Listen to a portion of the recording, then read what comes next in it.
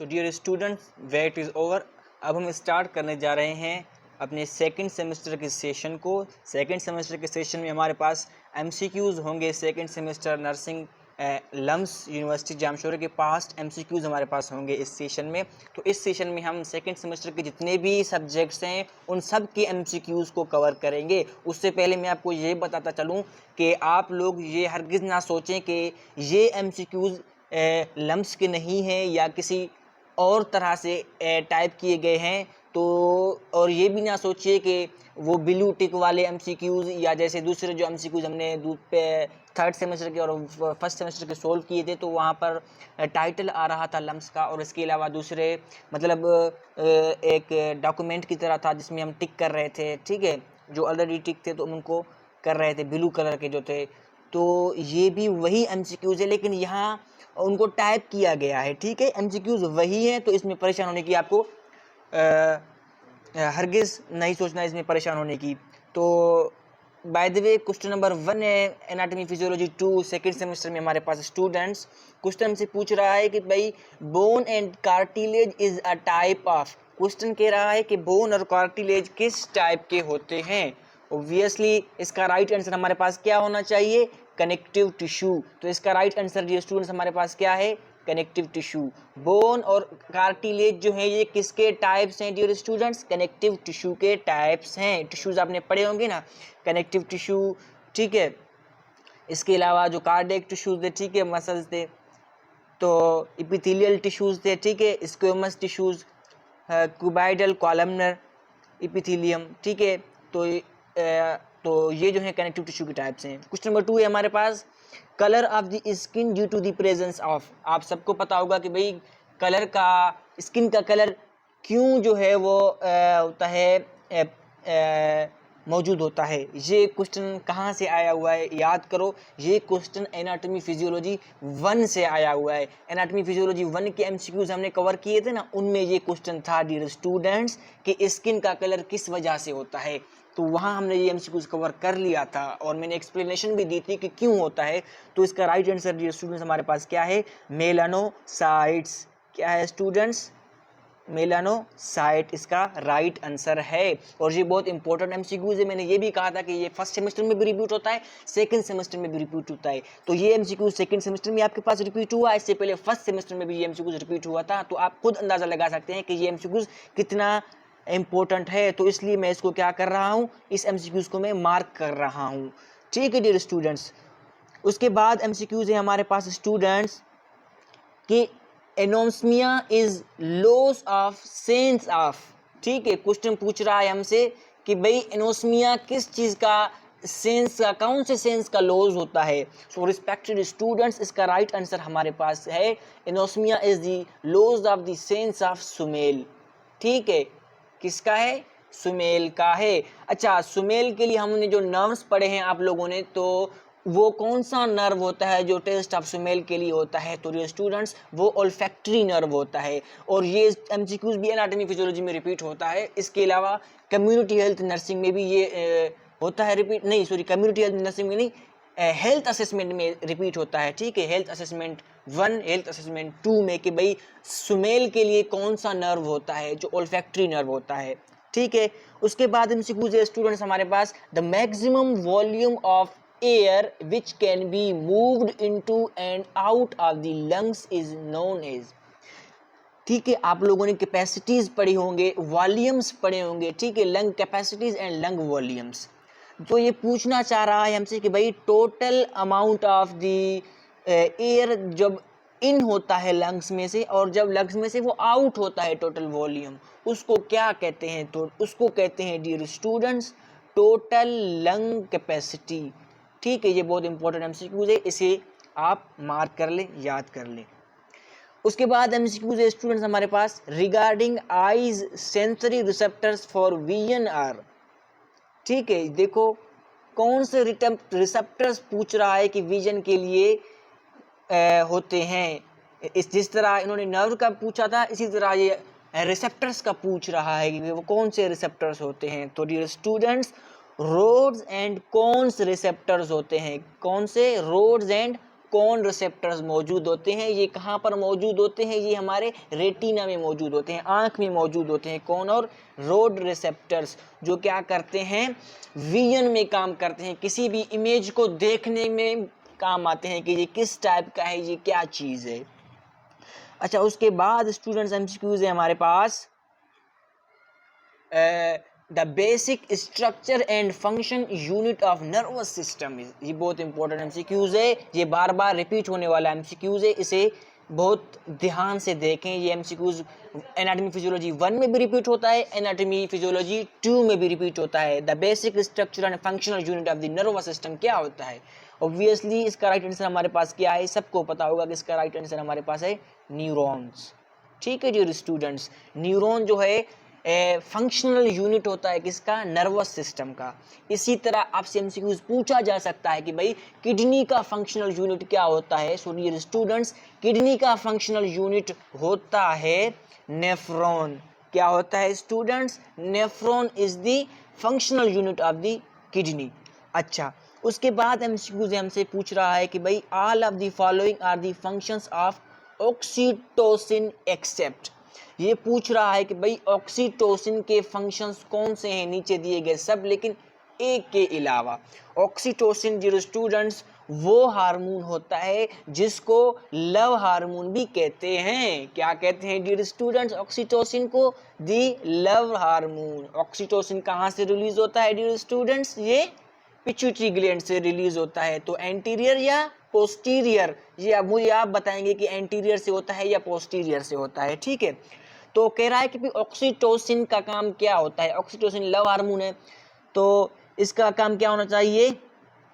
Injection of milk, ठीक है बिल्कुल। पार्ट्यूजन ये भी है। फर्टिलाइजेशन बिल्कुल है।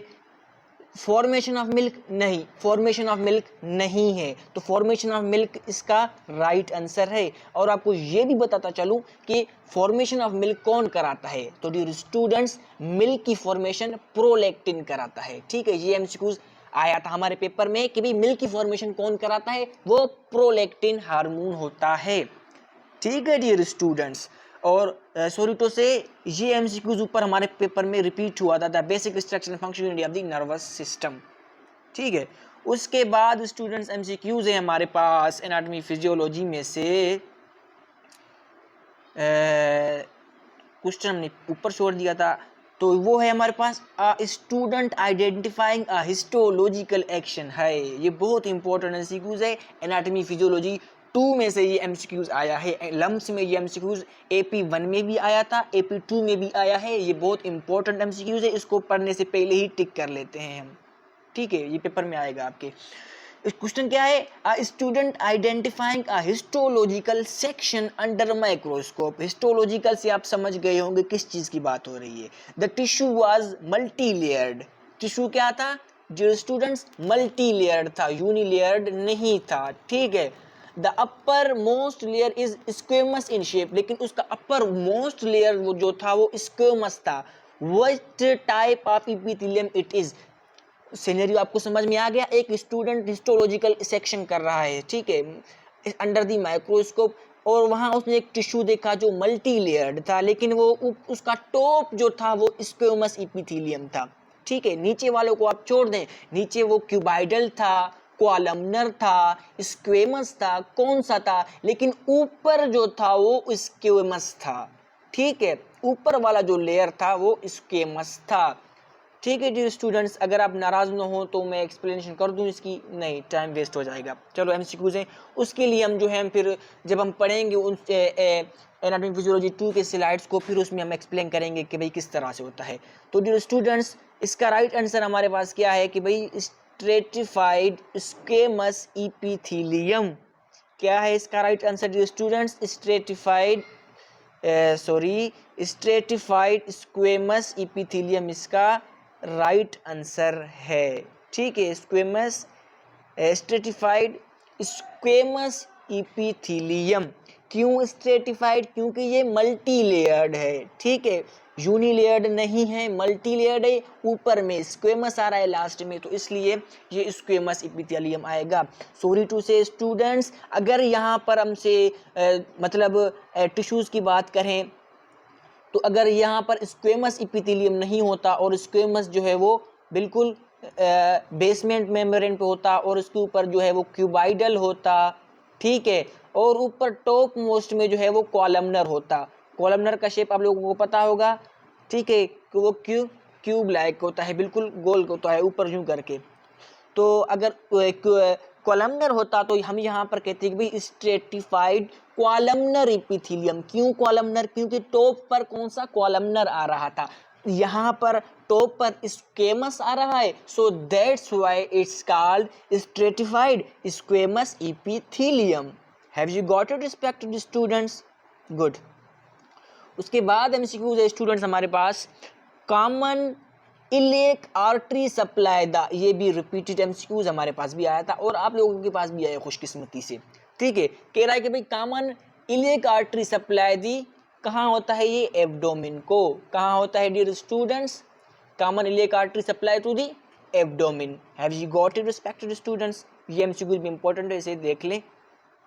और उसके अलावा एमसीक्यूज हमसे पूछा जा रहा है कि which are the following bone forms the axial skeleton. याद करो ये एमसीक्यूज कहाँ से आया स्टूडेंट्स, ये एमसीक्यूज एनाटॉमी फिजियोलॉजी 1 में से आया है। मैंने शुरू में ही आपको बताया था, ये हरगिज ना भूलें कि भाई जो एमसीक्यूज एनाटॉमी फिजियोलॉजी 1 यानी आपके फर्स्ट सेमेस्टर में आ रहे हैं वो आपके सेकंड सेमेस्टर में भी आएंगे और रिपीट होंगे उसी तरह, like that these MCQs are repeated and repeated in the first semester as well as in the second semester. तो इसका आंसर क्या है हमारे पास, which of the following is form the axial skeletal. तो डियर स्टूडेंट्स एक्सियल स्केलेटल कौन सा बनाता था, कौन सा बना रहा था, आप लोगों को बताया था ना मैंने, स्टर्नम। क्या? स्टर्नम। रेडियस नहीं, फीमर नहीं, उल्ना नहीं, क्योंकि ये एक्सियल स्केलेटल के है ही नहीं, ये अपेंडिकुलर स्केलेटल सिस्टम के हैं, सो that's why sternum is in the axial skeletal system, ठीक है। उसके बाद एमसीक्यूज हमारे पास स्टूडेंट्स है, centre of micturition reflex is located in. MCQs देखिए कितना प्यारा एमसीक्यूज है।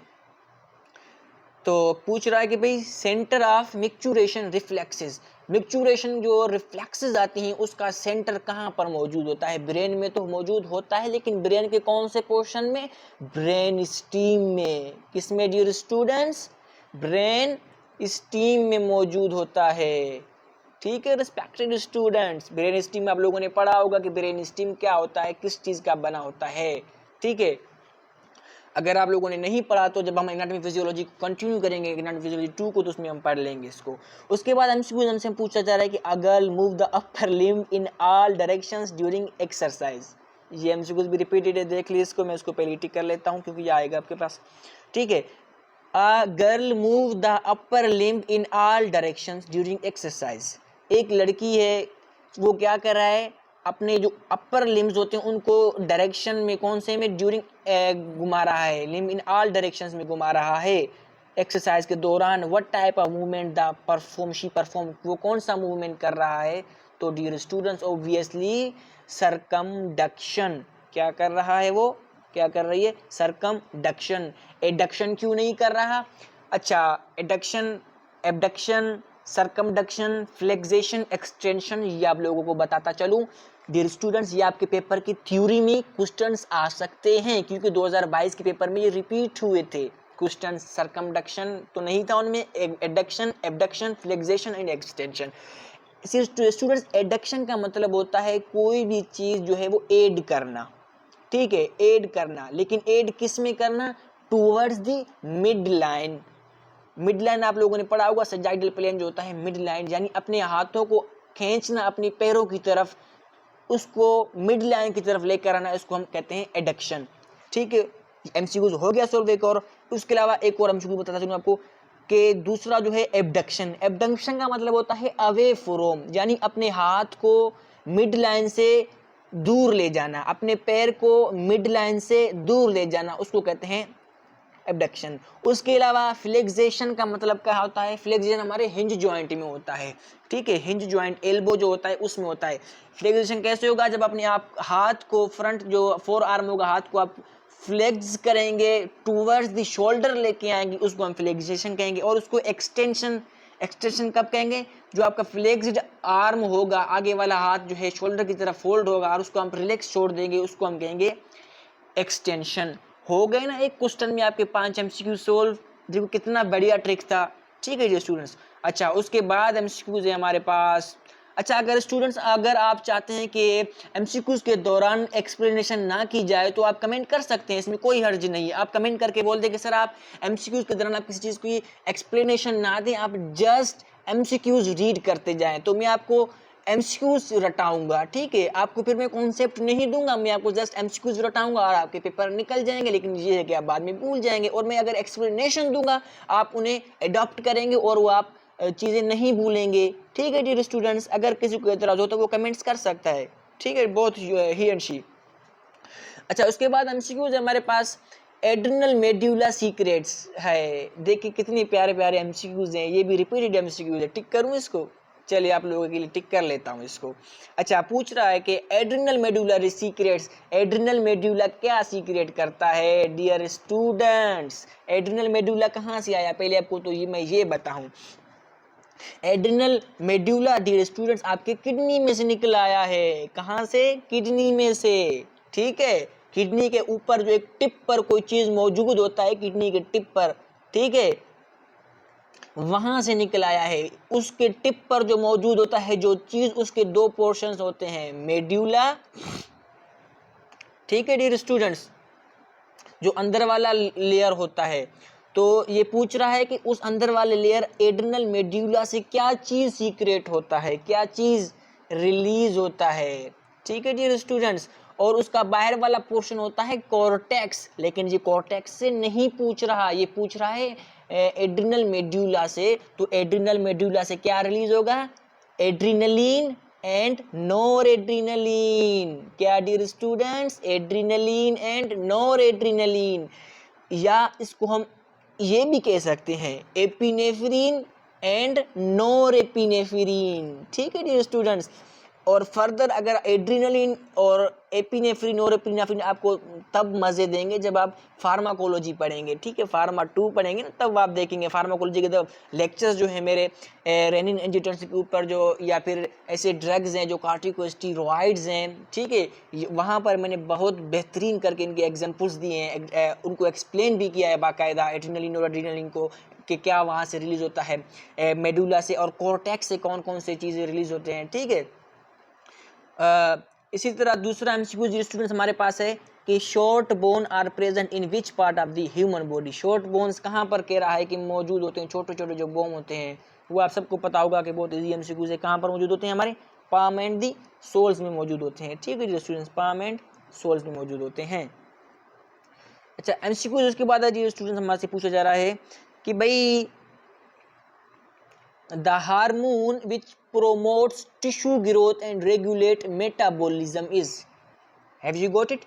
कोई कह रहा है कि भाई हार्मोन, वो हार्मोन जो प्रोमोट करता है टिश्यू की ग्रोथ को और रेगुलेट करता है मेटाबॉलिज्म को, उसको क्या कहते हैं? तो जो स्टूडेंट्स उसको क्या कहेंगे? ग्रोथ हार्मोन कहेंगे, ठीक है। क्या कहेंगे रिस्पेक्टेड स्टूडेंट्स? उसको growth hormone. Have you got it respected students?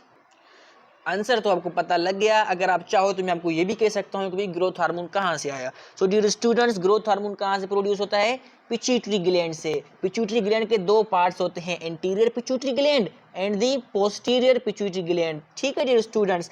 अच्छा एंटीरियर जो पोस्टीरियर पिट्यूटरी ग्लैंड होता है, वहाँ से दो हार्मोन्स रिलीज होते हैं। पहले हमने ऑक्सीटोसिन पढ़ा था, लव हार्मोन, वो, और एडीएच, इसको कहते हैं एंटी डायरेटिक हार्मोन, ठीक है। और दूसरे जो हार्मोन्स हैं हमारे 7 हार्मोन्स और रिलीज होते हैं पिट्यूटरी ग्लैंड, वो दूसरे अब रिलीज होते हैं एंटीरियर पिट्यूटरी ग्लैंड में से, ठीक है। तो वहाँ से ग्रोथ हार्मोन जो है उन्हीं उसी पोर्शन से पिट्यूटरी के रिलीज होता है, ठीक है, ग्रोथ हार्मोन, जो कि क्या काम करता है? प्रोमोट करता है टिश्यू की ग्रोथ को और मेटाबॉलिज्म करता है, रेगुलेट करता है मेटाबॉलिज्म को। ग्रोथ हार्मोन के अलावा एमएसएच रिलीज होता है dear students anterior pituitary gland से, ठीक है। प्रोलैक्टिन होता है, FSH follicle stimulating hormone, LH luteinizing hormone, TSH thyroid stimulating hormone, इसी तरह एसीटीएच एड्रिनोकॉर्टिकोट्रोपिक हार्मोन, ठीक है। ये हार्मोन्स रिलीज होते हैं हमारे एंटीरियर पिट्यूटरी ग्लैंड में से। Have you got it respected students? अच्छा, उसके बाद एमसीक्यूज है डियर स्टूडेंट्स हमारे पास, which are the following chamber of the heart contain the cyano-arterial node है। बहुत इंपॉर्टेंट एमसीक्यूज, पहले इसको टिक करते हैं फिर इसको हम पढ़ते हैं। ठीक है डियर स्टूडेंट्स, कह रहा है कि भाई which following chamber of the heart contain the cyano-arterial node. ऐसे नोड आप लोगों ने जो पढ़ा है वो कह रहा है कि कौन सी लोकेशन में मौजूद होता है। डियर स्टूडेंट्स, ये ऐसे नोड एनाटॉमी फिजियोलॉजी 1 में भी रिपीट हुआ था, एनाटॉमी फिजियोलॉजी 1 में रिपीट नहीं हुआ, नहीं हुआ, बिल्कुल नहीं हुआ। ये इसी पेपर में सेकंड सेमेस्टर में रिपीट हुआ है, लेकिन ये बार बार रिपीट होता है। हमारे पेपर में भी ये रिपीट हुआ था। ऐसे नोड भी आया था और एवी नोड भी पूछा गया था, एवी नोड की लोकेशन। ठीक है, अगर आप नाराज ना हो तो मैं आपको ये बता दूं कि ऐसे नोड क्या है। तो dear students, sino arterial node जो है ये हमारा हार्ट का जो कंडक्टिंग सिस्टम होता है, हार्ट का कंडक्टिंग सिस्टम जो करंट की प्रोडक्शन होती है, हार्ट की प्रोडक्शन होती है, किसकी, करंट की प्रोडक्शन। ठीक है, वो कहाँ से होता है, sino arterial node SA node से, एसओ नोड पे उसको ट्रांसफर करता है एंट्रोवेंट्रिकुलर नोड एवी नोड की तरफ। ठीक है, फिर एवी नोड उसको कर देता है ट्रांसफर कहाँ, बंडल ऑफ हिस। ठीक है, उसके बाद बंडल हिस उसको क्या करते हैं, बंडल ब्रांचेस की तरफ, फिर बंडल ब्रांचेस उसको क्या करते हैं, पुर्किंजी फाइबर्स की तरफ। ठीक है, इसी तरह हार्ट का एक साइकिल कंप्लीट होता है कंडक्टिंग सिस्टम का। ठीक है, अच्छा, कंडक्टिंग सिस्टम है क्या, दरअसल आप लोग ईसीजी आप लोगों ने नाम सुना होगा। ठीक है, ईसीजी इलेक्ट्रोकार्डियोग्राफी, आपने ईसीजी में जो वेव्स देखे होंगे कि वहां पर जो वेव्स बने होंगे। ठीक है, आप ईसीजी आप लोगों को अभी नहीं आता होगा क्योंकि आप लोगों ने ईसीजी पढ़ा नहीं है, वो 4th सेमेस्टर में पढ़ेंगे एचएन में। ठीक है, और इस पर मैं जल्द ही लेक्चर अपलोड करने जा रहा हूँ अगर आप देखना चाहें तो। ठीक है, तो ईसीजी के जो वेव्स बनते हैं डियर स्टूडेंट्स, वो वेव्स जो होते हैं वो दरअसल होता है वहाँ का क्या होता है, एक करंट होता है जो ऐसे नोड रिलीज करता है, साइनो आर्टरियल नोड। ठीक है, कौन रिलीज करता है डियर स्टूडेंट्स उसको, साइनो आर्टरियल नोड। क्यों, ताकि कंडक्टिंग सिस्टम हार्ट का जो है वो कंटिन्यू रहे। ठीक है डियर स्टूडेंट्स, वो इलेक्ट्रिकल एक्टिविटी कौन रिलीज करता है, साइनो आर्टरियल नोड। अब ये पूछ रहा है कि भाई साइनो आर्टरियल नोड मौजूद दरअसल कहाँ पर होता है। Dear students, sino arterial node मौजूद होता है हमारा हार्ट का जो राइट चेंबर होता है, राइट आर्ट्रियम, वहां पर मौजूद होता है। ठीक है, राइट आर्ट्रियम में मौजूद, राइट आर्ट्रियम होगा ऑप्शन जी, ये रहा इसका राइट आंसर, राइट आर्ट्रियम। अपर तो नहीं लिखा हुआ, ठीक है, पर अगर यहाँ पर लिखा होता अपर तो हम लिखते अपर, सिर्फ यहाँ पर राइट आर्ट्रियम लिखा हुआ है तो इसलिए हम कहेंगे कि भाई राइट आर्ट्रियम में मौजूद होता है कौन, साइनो आर्ट्रियल नोड। अच्छा, उसके बाद एमसीक्यूज हमारे पास है dear students, the cells form the myelin sheath in the central nervous system are. ये एमसीक्यूज आपके पास आएगा, लगा लो शर्त आएगा, क्योंकि हमारे पास भी आया था, बार बार एमसीक्यूज रिपीट होता है। अगर ये एमसीक्यूज आपके ऊपर नहीं पास नहीं आया तो ये एमसीक्यू जरूर आएगा कि भाई कौन सी माइलिन शीथ मौजूद होती है पेरिफेरल नर्वस सिस्टम के ऊपर। ये सेंट्रल नर्वस सिस्टम है, पेरिफेरल नर्वस सिस्टम के ऊपर कौन सा शीट मौजूद होता है। ठीक है स्टूडेंट्स, तो सेंट्रल नर्वस के ऊपर शीट कौन सा मौजूद होता है डियर स्टूडेंट्स, वो हमारे पास कौन सा है, oligodendrites. Have you got it respected students, oligodendrites. Central nervous system के जो ऊपर जो प्रोटेक्टिंग लेयर जो मौजूद होता है डियर स्टूडेंट्स, उसी को ही कहते हैं ओलिगोडेंड्राइट्स। तो इसका राइट आंसर हमने पढ़ लिया, इसको टिक कर लेते हैं पहले।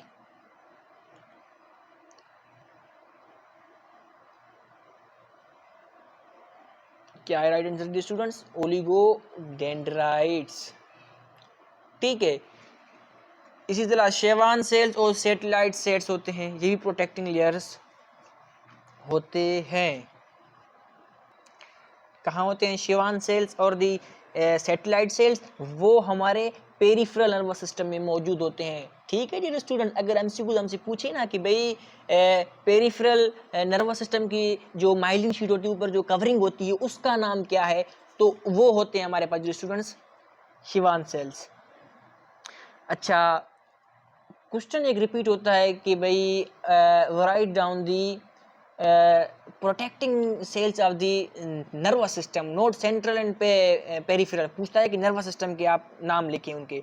सो डियर स्टूडेंट मैं आपको बताता चलूँ कि वो कौन कौन से होते हैं डियर स्टूडेंट्स, वो होते हैं हमारे पास एस्ट्रोसाइट्स, ठीक है, नंबर 1। दूसरा था होता हमारे पास ओलिगोडेंड्राइट्स, माइक्रोग्लिया, एपेंडाइमल सेल्स। ये 4 सेल्स होते हैं हमारे सेंट्रल नर्वस सिस्टम में, जबकि पेरिफेरल नर्वस सिस्टम में हमारे पास कौन से होते हैं? शिवान सेल्स और सैटेलाइट सेल्स, ठीक है। हमारे पास क्वेश्चन आया था, मैंने ये लिखे थे, लेकिन सेंट्रल नर्वस सिस्टम के जो एस्ट्रोसाइट्स लिखा था, ओलिगोडेंड्राइट्स लिखा था, एपेंडाइमल सेल्स भी लिखा था, लेकिन माइक्रोग्लिया के ऊपर कोई और नाम लेके आया था, क्योंकि मेरे को माइक्रोग्लिया जो है ना मुझे अच्छे तरीके से वो याद नहीं आ रहा था, इसीलिए मुझे अच्छे तरीके से रटे हुए हैं, क्योंकि बाद में मैंने वो जाकर के अच्छे तरीके से पढ़ लिए थे, क्योंकि इतनी बड़ी गलती मुझसे कैसे हो गई है, ठीक है जी स्टूडेंट्स। उसके बाद एमसीक्यूज हमारे पास के which one of the following hormone is secreted by posterior pituitary gland. देखो आपके सामने मैंने एमसीक्यू सारे हार्मोन्स पढ़ लिए थे, ठीक है, सारे हार्मोन्स मैंने पढ़ लिए थे कि भाई कौन से एंटीरियर से रिलीज होते हैं और कौन से पोस्टीरियर से रिलीज होते हैं। तो आप खुद ही अंदाज़ा लगा सकते हैं। अगर आप नाराज़ ना हो तो ये मैं आप लोगों को दे दूं एज ए असाइनमेंट, आप इसका आंसर मुझे खुद तलाश करके दें, क्योंकि मैंने आपको एमसीक्यूज़ ये बताए थे ये चीज़ें, ताकि मुझे भी तो थोड़ा लगे ना कि भाई आप इंटरेस्ट ले रहे हैं एमसीक्यूज़ में, और आप भी जो है वो रिस्पॉन्स आपकी तरफ से मतलब आ रहा है, ताकि मुझे दिली तसल्ली हो जाए, ठीक है। ये आप इसका आंसर आप मुझे खुद ही कमेंट बॉक्स में कमेंट करके बता दें कि इसका राइट आंसर ये है। अच्छा, उसके बाद एमसीक्यूज़ है कि the most common synapse in central nervous system, ठीक है, कह रहा है कि सेंट्रल नर्वस सिस्टम में मोस्ट कॉमन साइनेप्स कौन सा होता है। तो डियर स्टूडेंट्स आप खुद ही अंदाज़ा लगा सकते हैं कौन सा होना चाहिए। Obviously chemical synapse most common, ठीक है। तो इसका राइट आंसर हमारे पास क्या है? Chemical synapse. अच्छा, उसके बाद एमसीक्यू स्टूडेंट्स हमारे पास कि भाई central nervous system is made up of. देखो कह रहा है कि भाई सेंट्रल नर्वस सिस्टम किस चीज़ का बना होता है। अगर आपने सेंट्रल नर्वस सही तरीके से पढ़ा होगा, नर्वस सिस्टम अगर आपको सही तरीके से पढ़ाया गया है, या आप लोगों ने सेंट्रल नर्वस सिस्टम सही तरीके से पढ़ा होगा, सेंट्रल नर्वस में क्या होता है? 2 चीज़ें होती हैं, कौन कौन सी? Brain and the spinal cord. क्या होता है dear students? Brain and spinal cord, obviously ये चीज़ें होती हैं। अच्छा, उसके बाद स्टूडेंट्स एमसीक्यूज है हमारे पास कि exchange of gases by diffusion between blood and body cells is known as. तो इसको क्या कहते हैं? जो डिफ्यूजन होती है गैसेस की ब्लड और बॉडी में, उसको क्या कहते हैं? उसको इंटरनल रेस्पिरेशन कहते हैं डियर स्टूडेंट्स। क्या respected students? Internal respiration. Respiration के 2 टाइप्स होते हैं, number 1 external respiration, number 2 internal respiration. Have you got it respected students? External respiration अगर आपसे पूछे कि क्या है, ठीक है, तो एक्सटर्नल रेस्पिरेशन होता है लंग्स में। कहाँ पर होता है? लंग्स की एल्वियोलाई में एक्सटर्नल रेस्पिरेशन होता है, ठीक है। वहां से जब ऑक्सीजन उठाते हैं हीमोग्लोबिन या ब्लड सेल्स, उसको जब बॉडी के अंदर लेके जाते हैं और वहां पर टिश्यूज में, सेल्स में, वहां पर जो ऑक्सीजन और कार्बन डाइऑक्साइड की जो चेंजिंग होती है, उसको हम कहते हैं इंटरनल रेस्पिरेशन। तो इसका आंसर इंटरनल रेस्पिरेशन इसलिए है क्योंकि बॉडी और बॉडी के सेल्स में ये जाकर के अंदर हो रहा है ये रेस्पिरेशन, इसलिए इसका आंसर इंटरनल रेस्पिरेशन है। और इसके अलावा अगर कोई एमसीक्यूज आए कि भाई ऑक्सीजन और कार्बन डाइऑक्साइड में कौन सा प्रोसेस होता है, तो वहाँ उसमें क्या होता है? डिफ्यूजन। क्यों? क्योंकि गैसेस में डिफ्यूजन का अमल होता है, ऑस्मोसिस का हरगिज़ नहीं होता। ऑस्मोसिस सिर्फ वाटर में होता है। Have you got it respected students? ज़्यादा एक्सप्लेनेशन की देने की जरूरत अगर हो तो यू कैन। उसके बाद एमसीक्यूज है how much percentage of oxygen is transported in form of oxyhaemoglobin. ठीक है, ऑक्सीहेमोग्लोबिन की फॉर्म में कितनी परसेंट ऑक्सीजन ट्रांसफर किया जाता है, ट्रांसपोर्ट की जाती है? तो इसका राइट आंसर हमारे पास क्या है? 98.5% अप्रोक्सीमेटली जो है वो ट्रांसपोर्ट होता है ऑक्सीहेमोग्लोबिन की सूरत में। हेमोग्लोबिन का काम क्या होता है? ऑक्सीजन की ट्रांसपोर्टेशन कराना। कहाँ पर? Entire the whole body. अच्छा स्टूडेंट्स, उसके बाद एमसीक्यूज है हमारे पास भाई dorsiflexion movement occur at which of the following joint. तो ये पूछ रहा है कि भाई डॉर्सिफ्लेक्सेशन कहाँ होता है, डॉर्सिफ्लेक्सेशन कहाँ होना चाहिए, एंकल जॉइंट में। ठीक है डियर स्टूडेंट्स, कहाँ पर, एंकल जॉइंट में डॉर्सिफ्लेक्सेशन होना चाहिए। एक्सटेंशन, एबडक्शन, ठीक है, फ्लेक्सेशन, एडक्शन, ये चीज़ें आप लोगों को मैंने बताया था। इसके अलावा कौन सी मूवमेंट्स होती हैं, इवर्जन, इनर्जन। ठीक है, इवर्जन कहाँ होता है, जब फुट के जो हमारा जो पैर होता है उसको मतलब अंदर की तरफ नहीं बाहर की तरफ लेके जाते हैं। इनर्जन कहाँ होता है, जब उसको हम अंदर की तरफ लेके आते हैं। ये मूवमेंट्स आप देख लीजिएगा, इनमें से एमसीक्यू आते हैं। देखिए आपके सामने एमसीक्यू आ गया है, और वाइवा में भी आपसे पूछेंगे, हमसे भी पूछा गया था, आप लोगों का तो ओएसपी होगा। ठीक है, उसके बाद हम स्टूडेंट्स हमारे पास का body is divided into anterior and posterior half by which of the following imaginary plane.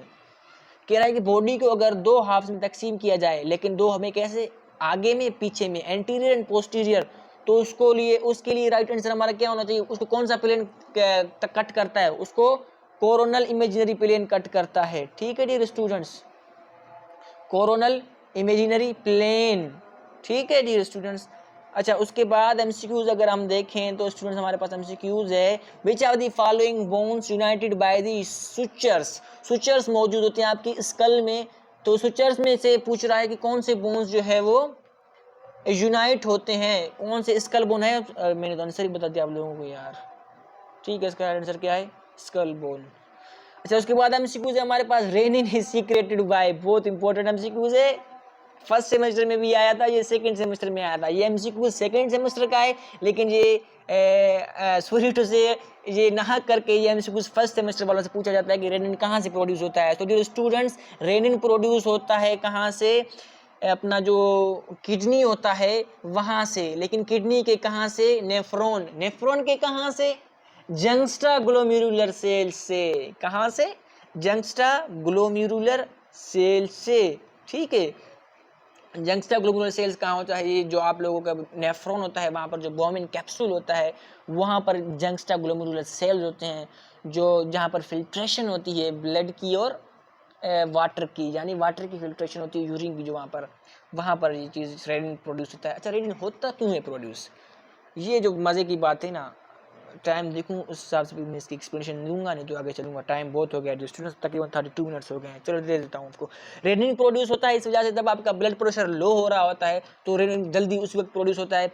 आपके लीवर में से क्या होता है, एंजियोटेंसिनोजिन, वो ब्लड में आता है। ठीक है, जब एंजियोटेंसिनोजिन ब्लड में पड़ा है, रेनिन आएगा किडनी में से, किडनी जाकर उसके साथ कंबाइन होगा एंजियोटेंसिनोजिन के साथ, वो बनेंगे एंजियोटेंसिन 1।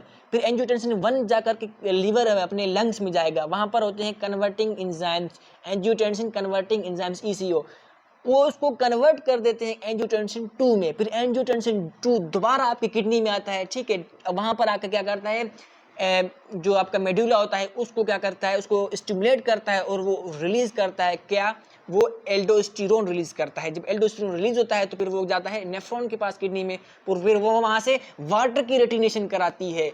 फिर वाटर की रेटिनेशन इसलिए कराती है कि वाटर दोबारा ब्लड में आए, ब्लड का वॉल्यूम कम ना हो। ठीक है, ब्लड प्रेशर कम ना हो, ब्लड प्रेशर मेंटेन हो जाए। सॉरी एक्सप्लेनेशन देने के लिए। अच्छा, उसके बाद एक और एमसीक्यू है हमारे पास कि main muscle of quite inspiration is, पूछ रहा है कि भाई क्वाइट इंस्पायरेशन का मेन मसल कौन सा होता है। ऑब्वियसली क्या होना चाहिए, डायफ्राम।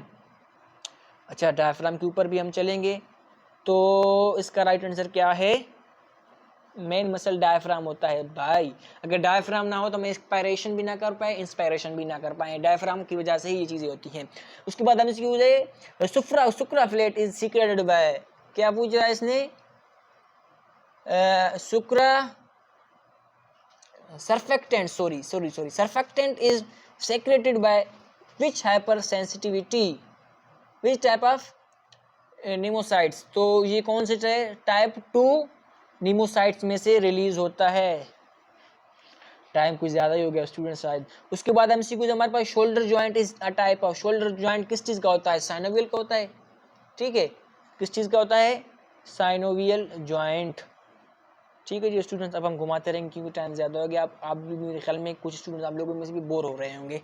उसके बाद एमसीक्यूज हमारे पास, the release of thyroid hormone T3 and T4 in blood is stimulated by, किस में से? थायराइड स्टिमुलेटिंग हार्मोन से होगा ना। क्यों? क्योंकि उसको टी एस एच ला करके स्टिमुलेट करेगा। कहाँ पर? आप लोगों का जो नेक के नीचे जो फ्रंटल ऑफ दी ट्रेकिया जो ग्लैंड मौजूद होता है, थायराइड ग्लैंड, ठीक है, वहाँ से T3 थायराइड स्टिमुलेटिंग थायरोक्सिन और ट्राईआइडोथायरोनिन T3 एंड T4 वहाँ से सीक्रेशन होती है। कब होगी? जब थायराइड स्टिमुलेटिंग हार्मोन रिलीज होगा। ठीक है, थायराइड स्टिमुलेटिंग हार्मोन कहाँ से आएगा? Pituitary gland. कौन से? एंटीरियर से। जैसे ही वहाँ से आएगा जिसको करेगा स्टिमुलेट, जैसे ही थायराइड स्टिमुलेट होगा वो रिलीज करेगा किसको कर क्या करेगा? वो T3 एंड T4 को करेगा। उसका राइट आंसर क्या है हमारे पास? TSH। अच्छा, स्किन इज लाइंड बाय, क्या होता है skin is lined by? Skin में केराटिन भी होती है, स्क्वेमस भी होती है, लेकिन कौन सा? Stratified squamous. कौन सा squamous dear student? Stratified squamous epithelium. अच्छा, उसके बाद एमसीक्यूज है स्टूडेंट्स हमारे पास, pharynx continue with the oesophagus. ये बहुत इंपॉर्टेंट है, पहले टिक करता हूँ फिर पढ़ता हूँ। हमारे पास भी आया था, आपके पास भी आएगा। सॉरी, लेकिन मैंने इसको अपने पेपर में गलत किया था। मैंने 4 लगाया था क्योंकि मैं शायद पढ़ के गया था, पता नहीं डेढ़ शायद होने वजह से तो गलत हुआ था। आप लोगों को मैं सही कराऊंगा, ठीक है। फेरेंक्स कंटिन्यू होता है ईसोफेगस के साथ कौन सी वर्टिब्रा पर? तो इसका राइट आंसर स्टूडेंट्स होता है हमारे पास वर्टिब्रा, 6th वर्टिब्रा। कौन सा? 6th cervical vertebra. ठीक है, यहाँ पर ये ईसोफेगस के साथ जाकर के मिलता है। इसके अलावा एक और एमसीक्यू जीरो स्टूडेंट्स हमारे पास आया था, मुझे याद है अभी तक क्योंकि मैंने गलत किया था। मैं सीधी बात है, शर्माने की कोई बात नहीं है। जो चीज़ें मैं गलत करता हूँ बताता हूँ स्टूडेंट्स को ताकि वो उनसे सही करें। और ये चीज़ें मैं कभी भी नहीं बोलता कि मैं जो एमसीक्यूज वहाँ पर गलत करके आता हूँ फिर उसको जाकर पढ़ता हूँ ताकि मुझे ज़िंदगी भर याद रहे। और ये एमसीक्यूज एनाटॉमी फिजियोलॉजी अभी भी मुझे याद है जो मैं गलत करके आया था। एक एमसीक्यूज आया था हमारे पास, हमारे जो रीढ़ की जो हड्डी होती है बैकबोन, वहाँ उसमें स्पाइनल कोड मौजूद होता है। ठीक है, स्पाइनल कोड जो पूछ रहा था कि कहाँ पर आकर के ख़त्म होता है। लंबर रीजन में तो ख़त्म होता है, लंबर रीजन के जो वर्टिब्रा होते हैं, लेकिन कौन से लंबर रीजन पे ख़त्म होता है? मैंने जो डायग्राम देखी थी तो उसमें था कि 2 पर, ठीक है, 2 पर था। और वहाँ पर पूछ रहा था क्वेश्चन कि भाई एडल्ट्स में कौन से में ख़त्म होता है? तो उसका राइट आंसर था 3 to 4। ठीक है ये स्टूडेंट्स। अच्छा, टाइम वेस्ट हो रहा है मेरे ख्याल में, ज़्यादा लग रहा है। उसके बाद एमसीक्यू हमारे पास, somatic cutaneous senses which originates from the skin are. क्या पूछ रहा है स्टूडेंट हमसे? क्वेश्चन पूछ रहा है कि भाई सोमेटिक क्यूटेनियस सेंसेस कहाँ से होते हैं? स्किन से कहाँ से होते हैं? तो इसका राइट आंसर हमारे पास क्या है? कहाँ से ओरिजिनेट होते हैं डियर स्टूडेंट? से pain, touch and cold and heat. जब हम किसी चीज़ को, हमें पेन होता है, दर्द होता है, या फिर हम किसी चीज़ को टच करता है कोई चीज़ हमको, या फिर हमें कोई सर्दी या गर्मी वगैरह लगती है, ये तब होती है। ठीक है, उसके बाद है heart receive the parasympathetic supply bye means of. Dear students, there are 2 types of the supply, sympathetic and parasympathetic। Nervous system के टाइप्स हैं, इसमें आप ड्रग्स पढ़ेंगे, मैंने लेक्चर्स अपलोड किए हैं, उसमें आपको बहुत मजा आएगा, रियली बहुत मजा आएगा। सिंपैथेटिक नर्वस सिस्टम में, पैरासिम्पैथेटिक नर्वस सिस्टम में जो कॉर्टिकोस्टेरॉइड्स हैं या फिर हमारे ड्रग्स थे हमारे पास, अल्फा ब्लॉकर्स, ठीक है, मस्कर्निक रिसेप्टर्स। तो बाय द वे क्वेश्चन पूछ रहा है receive the parasympathetic supply by means of sympathetic और पैरासिम्पैथेटिक। पैरासिम्पैथेटिक किसकी वजह से होता है? ये वेगस नर्व की वजह से होता है। वेगस नर्व राइट आंसर है इसका। ठीक है स्टूडेंट्स, उसके बाद एमसीक्यू स्टूडेंट्स हमारे पास, का student was starting in class with folding with both arms. Important MCQs 1 में भी आया था, 2 में भी आया, मेरे पेपर में भी आया था। I student was standing in class with folding both arms. एक स्टूडेंट क्लास में आया, डायस के बाद उसने अपने हाथ दोनों फोल्ड किए, यानी एक हाथ दूसरे के ऊपर से घुमाया। ठीक है, one of the following movement he did perform, उसने एक फॉलोइंग मूवमेंट परफॉर्म किया था। ठीक है, वो कौन सा था? तो उसने पहले अपने हाथों को रोटेट किया, रोटेट करने से पहले वो अपने हाथों को टुवर्ड्स द मीडियन प्लेन लाया, ठीक है, दोनों को, फिर उसने उनको रोटेट किया। तो इसका मतलब क्या था कि भाई median rotation eight shoulder region, यानी मीडियन रोटेशनल शोल्डर रीजन। अगर किसी को ये एमसीक्यू समझ में नहीं आया हो तो वो मुझसे कमेंट करके पूछ सकता है, आई विल एक्सप्लेन हिम। और हर सही तरीके से करता हूँ क्योंकि टाइम बहुत शॉर्ट है। उसके बाद एमसीक्यू हमारे पास, which of the following part is not include in large intestine. Large intestine में कौन सा नहीं है, नीचे नीचे दिए गए में से कौन सा पार्ट मौजूद नहीं होता, तो आप खुद ही देख सकते हैं। ड्यूटीनम, जूजिनम, इलियम छोटे पार्ट्स होते हैं ना स्मॉल इंटेस्टाइन के, जैसे कि यहाँ पर हाँ इसमें ड्यूटीनम है, तो इसका राइट आंसर हमारे पास क्या है, ड्यूटीनम, क्योंकि स्मॉल इंटेस्टाइन का पार्ट है। अच्छा, एमसीक्यू क्वेश्चन हमारे पास कि system of the body which is not necessary for survival, कह रहा है कि कौन सा सिस्टम जो होता है लेकिन सर्वाइवल नहीं होता हमारे लिए, अगर वो ना हो तो हम सर्वाइव कर सकते हैं, तो वो है हमारे पास रिप्रोडक्टिव सिस्टम। ठीक है, अगर रिप्रोडक्टिव सिस्टम नहीं भी होगा तो हम सर्वाइव कर लेंगे, मुश्किल से लेकिन कर लेंगे। सेंट्रल नर्वस सिस्टम होगा तो नहीं कर पाएंगे, कार्डियो होगा तो नहीं कर पाएंगे, रेस्पिरेटरी नहीं होगा, लेकिन रिप्रोडक्टिव फिर भी हम बर्दाश्त कर लेते हैं। ठीक है, ह्यूमंस। अच्छा, उसके बाद एमसीक्यू स्टूडेंट्स हमारे पास, all are the phases of the menstrual cycle, कुछ एमसीक्यूज है, बोर नहीं हो स्टूडेंट, पर 2-3 एमसीक्यूज हमारे पास है। All are the phases of this menstrual cycle except, कह रहे हैं कि भाई नीचे दिए गए सारे फेसेस है मेंस्ट्रुअल साइकिल के, लेकिन एक को छोड़ करके, वो कौन सा है, तो स्टूडेंट ल्यूटिनल फेस बिल्कुल है, मेंस्ट्रुअल फेस ये भी है, प्रोलाइफरेटिव फेस ये भी है, तो इसमें से कौन सा फेस नहीं है, सेक्रेटरी फेस। ठीक है डियर स्टूडेंट, सीक्रेटरी फेस नहीं है। मेंस्ट्रुअल फेस होता है ल्यूटिनल फेस, जहाँ पर कार्पस ल्यूटियम बनता है ओवरी में। ठीक है, मेंस्ट्रुअल फेस ऑब्वियसली जब मेंसेस की जब एंडोक्राइन जो होता है अपना यूटेरस का लेयर, उसकी जब शेडिंग होती है तो वो सेक्रेटरी में आएगा। और प्रोलाइफरेटिव ये भी है उसमें कि बहुत सारे प्रोलाइफरेटिव होते हैं, सेल्स होते हैं ओवरी के अंदर। ठीक है, मैं एक्सप्लेनेशन नहीं दे रहा इसलिए क्योंकि वो टाइम बहुत शॉर्ट है। Superior vena cava is formed by the union of, कह रहा है कि सुपीरियर वेना केवा किस चीज़ से बना होता है, तो वो ब्रेकियोस्फेरिक वेन्स से। ठीक है, जैसे ब्रेकियोस्फेरिक वेन्स की कॉम्बिनेशन से। मेरे ख्याल में एमसीक्यूज ख़त्म हो गए शायद। जी एमसीक्यूज उस्ताद, जी स्टूडेंट्स ख़त्म हो गए। एक्सप्लेनेशन आपको अभी दूंगा, जो जिसने जाना है वो स्टूडेंट पहले जाएँ, जिसने एक्सप्लेनेशन सुननी है मैं इसकी म्यूचुअल साइकिल की, वाले सुन सकते हैं। अच्छा, पूछ रहा है कि भाई ऑल आर दी, इसमें फेसेस होते हैं हमारे पास 4 फेसेस। कितने फेसेस होते हैं स्टूडेंट्स म्यूचुअल साइकिल में? 4 फेसेस होते हैं। कौन कौन से? मेंस्ट्रुअल फेस, ल्यूटियल फेस, ठीक है, प्रोलाइफरेटिव फेस, तो सिग्रेटरी फेस उसमें नहीं होता। अच्छा, मेंस्ट्रुअल जो फेस होता है जो स्टूडेंट्स, उसमें दरअसल शेडिंग होती है यूटिरस की।